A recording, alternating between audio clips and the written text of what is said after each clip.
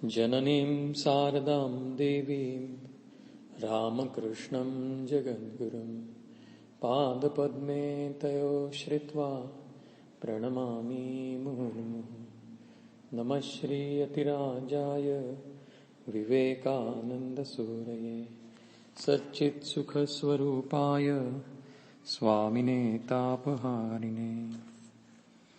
नमस्कार।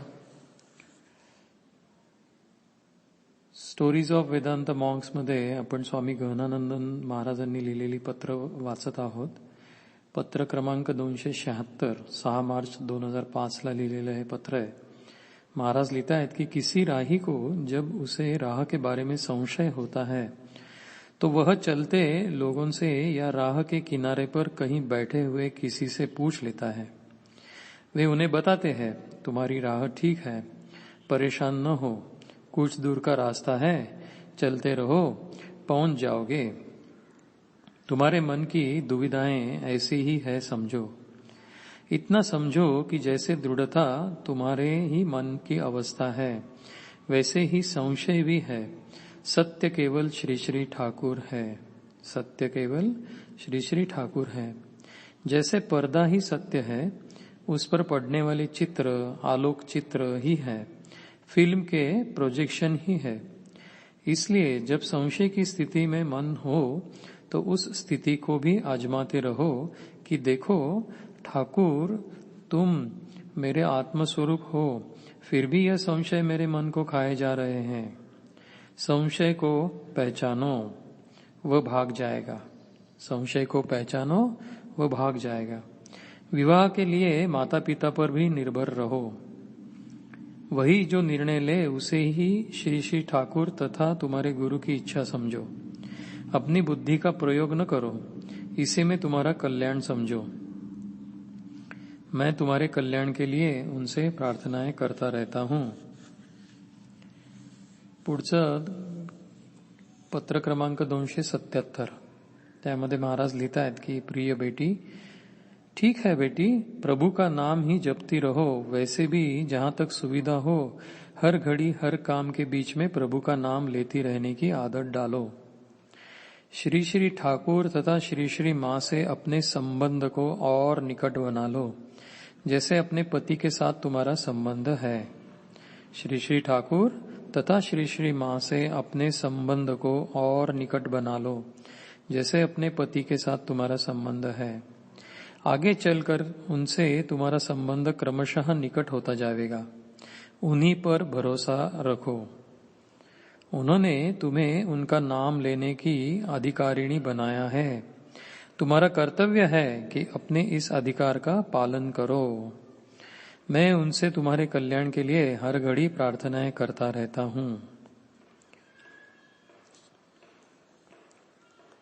हा एक प्रकारे बघा योगच आपल्याला समजावून सांगतायत। योग म्हणजे काय की श्री श्री ठाकुर तथा श्री श्री माँ से अपने संबंध को और निकट बना लो, जैसे अपने पति के साथ तुम्हारा संबंध है।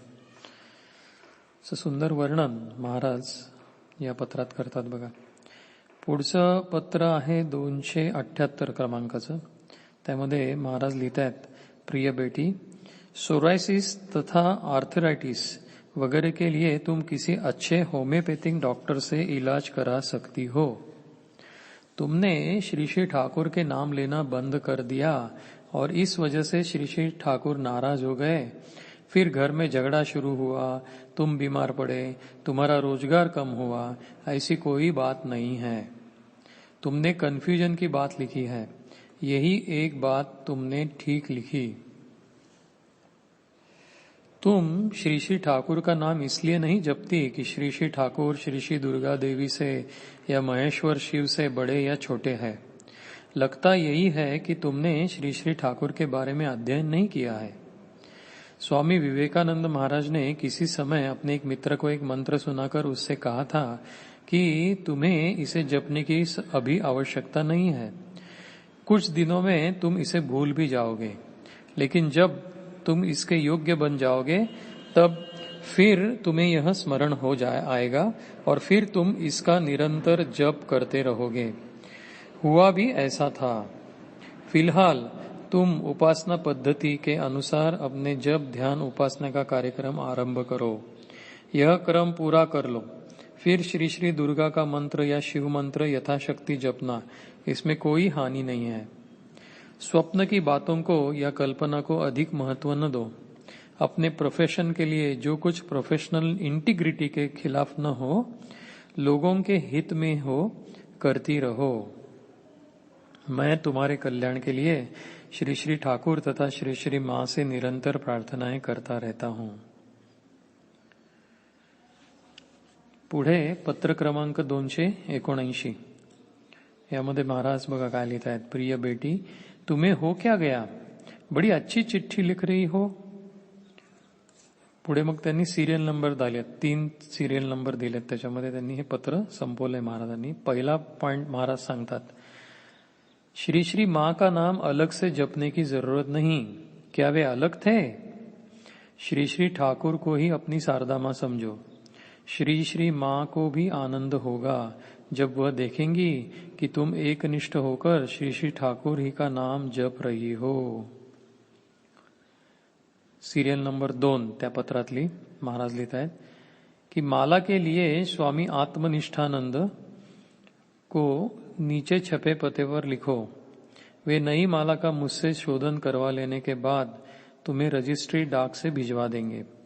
माला में जप करने का नियम समझने के लिए मठ के किसी अनुभवी सन्यासी महाराज से मिलो और उन्हें पूछो। लिमड़ी के आदि भवानंद महाराज प्रागजी महाराज से भी पूछ सकती हो। सीरियल नंबर 3, बेलूड़ मठ में रहने के लिए स्वामी प्रमेयानंद महाराज के नाम चिट्ठी लिखो। बेलूड़ मठ से हमारे योगोद्यान मठ में पहुंच सकती हो। अगर मैं यहाँ रहा तो मिल भी सकती हो। राजकोट वगैरह में मेरे कार्यक्रम के बारे में तुम उन्हीं आश्रमों से पता लगा सकती हो। मेरी तबीयत ठीक है। मैं यहाँ योगोद्यान मठ में कम ही रहता हूँ। देश भर में दीक्षा का काम लेकर घूमना पड़ता है। श्री श्री ठाकुर से तुम जो चाहती हो, जिस तरह चाहती हो, वे तुम्हें सब कुछ प्रदान करे, तुम्हारा कल्याण करे। यही मेरी उनसे तथा श्री श्री मां से निरंतर प्रार्थना है। पत्र क्रमांक 280 10 मार्च 2005 ला लिहिलेलं हे पत्र आहे। छोटंसं पत्र आहे। महाराज लिखता है कि बाला साहेब, प्रिय बेटी, बाला साहेब चले गए लेकिन उनका आशीर्वाद तुम्हें मिला। वे तुम्हारे शारदा संगीत अकादमी में पहुंचे, बच्चों को आशीर्वाद दिया, वही तुम्हें बहुत आगे बढ़ाएगा। अभी केवल अभ्यास करती रहो। श्री श्री ठाकुर को मारवा राग सुनाई तुमने, भजन सुनाया, वैसे ही हर रोज उन्हें सुनाओ। मैं तुम्हारे कल्याण के लिए श्री श्री ठाकुर से निरंतर प्रार्थनाएं करता रहता हूं।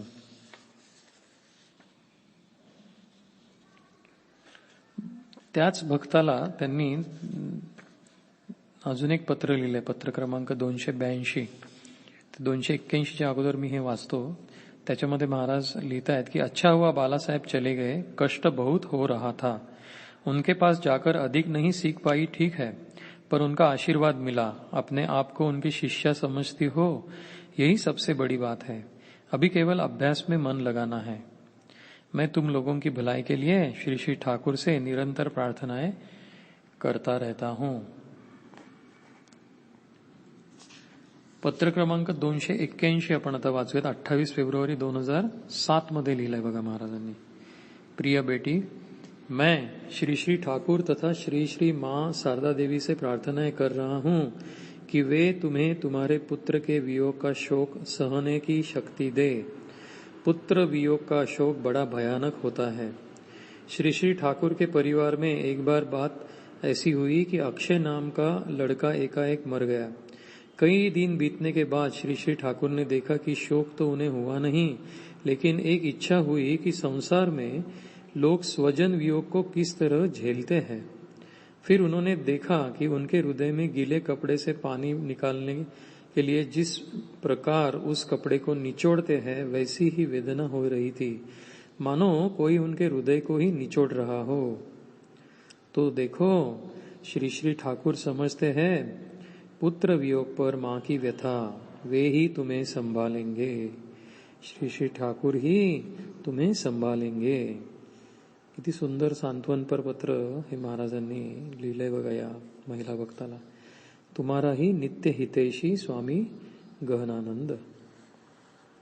आपली वेळ आज इथे संपती आहे. ओम शांती शांती शांती. हरिः ओम तत्सत. श्रीरामकृष्णार्पणमस्तु.